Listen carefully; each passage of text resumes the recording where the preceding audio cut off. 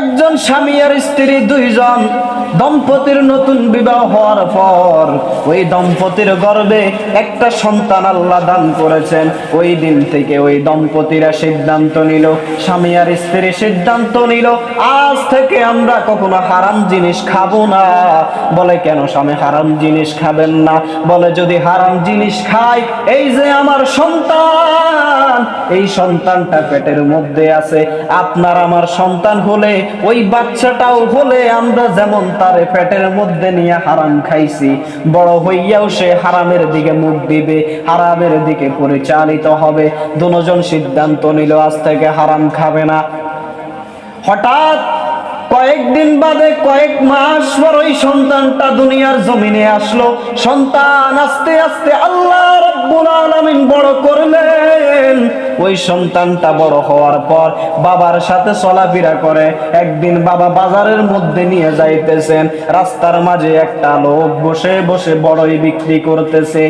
এই সন্তানটা ওই লোকের জুড়ি থেকে একটা বড়ই কাবামের ধরে নিয়েছে, একটা বড়ই মুখের মধ্যে দিয়ে দিয়েছে। বাবা রাগান্বিত হয়ে গেলেন আর ওই সন্তানটারে বাড়ির মধ্যে নিয়ে আনলেন। আনার পর বাবা একটা ছুরি লইয়া ধার দিয়া ওই ছুরিটা স্ত্রীর গলার মধ্যে ধরিয়া বলে, এই স্ত্রী সত্য কথা বল, আমার সন্তান তোর পেটে থাকা অবস্থায় তুই কি কোনো হারাম জিনিস খাইছত কিনা, হারাম জিনিস ভক্ষণ করছত কিনা? স্ত্রী ডাক দিয়া বলে, কেন এই প্রশ্ন করতেছ? বলে তোমার ছেলে রাস্তার পাশে আজকে এই ঘটনা ঘটিয়েছে।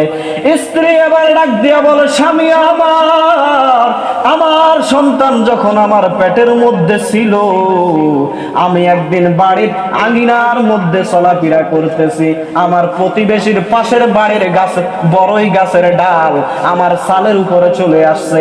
আমার ঘরের ছালের উপরে আসার কারণে আমি অজান্তে একটা বড়ই হাত দিয়ে ছেড়ে খেয়ে ফেলেছি। আজকে ওইটার ফল আমার ছেলের মাঝে এসে গেছে, যার কারণে আমার ছেলে আমার মতো এই খারাপ অপকর্মে লিপ্ত হয়েছে। নাউজুবিল্লাহ। তাহলে মা বাবা কত সচেতন হওয়া দরকার। শুধু মা বাবাকে দেখে, মুরব্বীদের দেখে ছোট বাচ্চারা শিক্ষা গ্রহণ করে। বাবা সন্তানের সামনে বসে বসে বিড়ি খায় আর সন্তানরে বলে মানুষরে গালাগালি করবে না। বাবা সন্তানের সামনে মারে গালি দেয়, বাবা সন্তানের সামনে সন্তানের দাঁড়াদাঁড়িয়ে গালি দেয় আর বলে বাবা তুই ভালো হয়। এই সন্তান তো আপনার থেকে শিখতেছে কিভাবে ভালো হবে।